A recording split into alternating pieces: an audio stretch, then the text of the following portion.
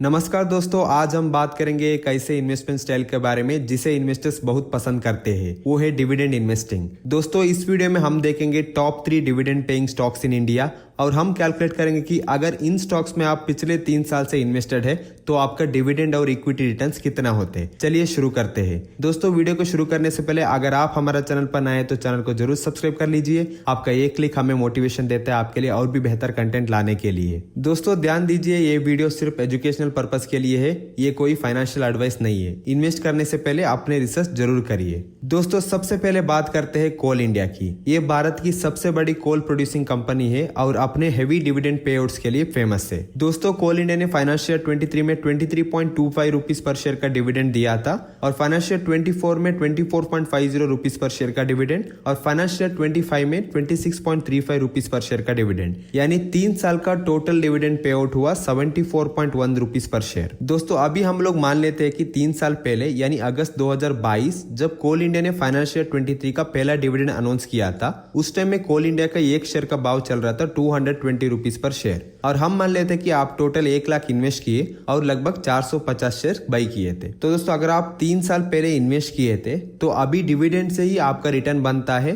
450 share multiplied by 74.1 rupees per share, जो 3 साल का टोटल डिविडेंड पे आउट है। तो आपका डिविडेंड रिटर्न बनेगा 33,345 रुपीज, जो है लगभग 33% रिटर्न इन 3 ईयर्स। और अगर आप इक्विटी प्राइस को देखें तो आज कोल इंडिया का एक शेयर का प्राइस चल रहा है 380 रुपए के आसपास और आप खरीदे थे 220 रुपए पर शेयर 3 साल पहले। तो आपका इक्विटी रिटर्न्स बनेगा 380 माइनस 220 मल्टीप्लाइड बाई 450 शेयर, तो ये बनेगा 72,000। दोस्तों, अभी टोटल रिटर्न्स यानी डिविडेंड प्लस इक्विटी रिटर्न्स बनेगा 1,05,000 रुपए के आसपास, यानी लगभग 105% रिटर्न इन 3 ईयर्स। ये है डिविडेंड प्लस इक्विटी कंपाउंडिंग का मैजिक। दोस्तों, अब आते हैं दूसरे स्टॉक पर, केसॉल्स इंडिया। ये एक सॉफ्टवेयर कंपनी है जिसका डिविडेंड ट्रैक रिकॉर्ड भी काफी स्ट्रॉन्ग है। दोस्तों, केसॉल्स इंडिया ने फाइनेंशियल 23 में 15.50 रुपीज पर शेयर का डिविडेंड अनाउंस किया था, फाइनेंशियल 24 में 27.50 रुपीज पर शेयर और फाइनेंशियल 25 में 23.50 रुपीज पर शेयर, यानी टोटल 3 साल का डिविडेंड पे आउट हुआ 66.5 रुपीज पर शेयर। दोस्तों, 3 साल पहले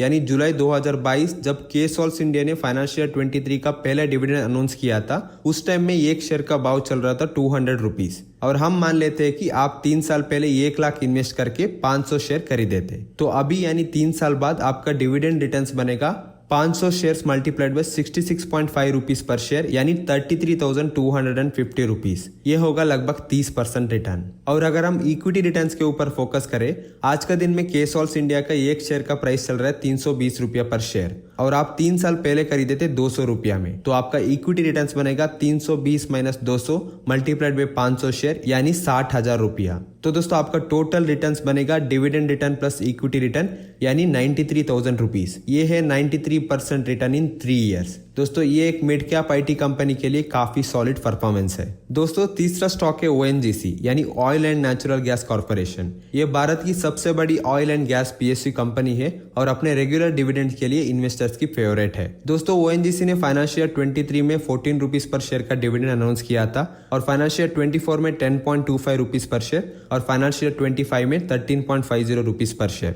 तो टोटल 3 साल में डिविडेंड बन गए 33.75 रुपीज पर शेयर। और अभी हम मान लेते हैं कि आप 3 साल पहले यानी अगस्त 2022 जब ओएनजीसी ने फाइनेंशियल 23 का पहला डिविडेंड अनाउंस किया था, उस टाइम में ओएनजीसी का एक शेयर का प्राइस चल रहा था 140 रुपीज पर शेयर और हम मान लेते हैं कि आप 1 लाख इन्वेस्ट करके 700 शेयर खरीदे थे। तो आज यानी 3 साल बाद आपका डिविडेंड रिटर्न बनेगा 700 share multiplied by 37.75 rupees per share, यानी 26,425 रुपीज। ये बनेगा लगभग 26% का रिटर्न। और अगर हम इक्विटी रिटर्न्स कैलकुलेट करें, आज का दिन में ओएनजीसी का एक शेयर का प्राइस चल रहा है 230 रुपीज पर शेयर और 3 साल पहले आप खरीदे थे 140 रुपीज पर शेयर का भाव में। तो आपका इक्विटी रिटर्न्स बनेगा 230 माइनस 140 मल्टीप्लाइड बाय 700 शेयर्स, ये बनेगा 63,000 रुपीज। तो आपका टोटल रिटर्न्स बनेगा equity returns plus dividend returns, यानी लगभग 90,000 के आसपास। तो दोस्तों, ये बनेगा 90% रिटर्न इन 3 ईयर्स।